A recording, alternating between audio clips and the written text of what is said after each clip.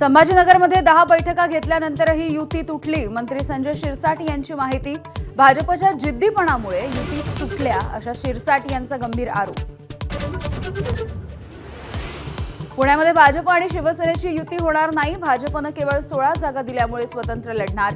शहराध्यक्ष नाना भानगिरे यांची माहिती।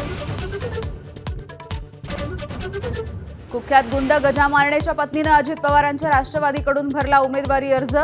जयश्री मारणे बावधनमधून लढणार। गुन्हेगारी मिटवा म्हणणाऱ्या अजित पवारांकडून गुंडांच्या पत्नीला उमेदवारी।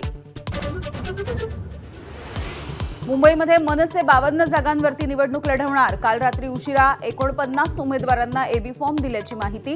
तिकीट कापलेल्या इच्छुकांची आज मनधरणी केली जाणार। नवी मुंबईमध्ये भाजप कार्यकर्त्यांना दिली विना सहीचा एबी फॉर्म। म्हात्रे समर्थकांचा पत्ता कट करण्याचं षडयंत्र असल्याचा आरोप। गणेश नाईक यांच्याकडून माझ्या मुलाला घरी बसवण्याचा प्रयत्न। मंदा म्हात्रेंचा संताप। भाजपने फेकलेल्या जागांवरती शिवसेना लढत आहे। खासदार संजय राऊतांची बोचरी टीका। युतीसाठी शिंदे अमित शहांच्या दारात गेले असाही निशाणा।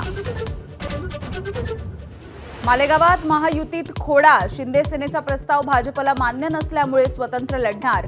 राष्ट्रवादीही स्वबळावरती निवडणुकीच्या रिंगणात। चंद्रपुरात मुख्यमंत्र्यांची सभा उधळलेल्याला भाजपची उमेदवारी। आमदार किशोर जोरगेवार यांचा भाजपच्या 3 उमेदवारांवरती आक्षेप। मुनगंटीवार समर्थक 3 उमेदवारांवरती जोरगेवारांचा आक्षेप।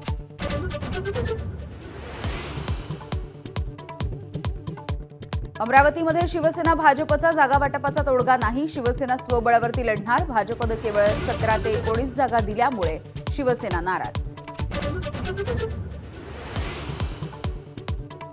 मुंबईत भांडूप रेल्वे स्थानकाजवळ बेस्टच्या बसची उभ्या प्रवाशांना धडक। 14 जणांचा जागीच मृत्यू तर 10 जण गंभीररीत्या जखमी। घटनेचं सीसीटीव्ही देखील समोर। पंतप्रधानांकडून देखील शोक व्यक्त।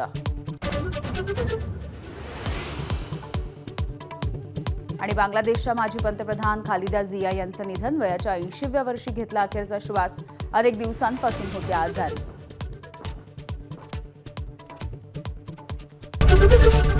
एबीपी माझा, उघडा डोळे बघा नीट।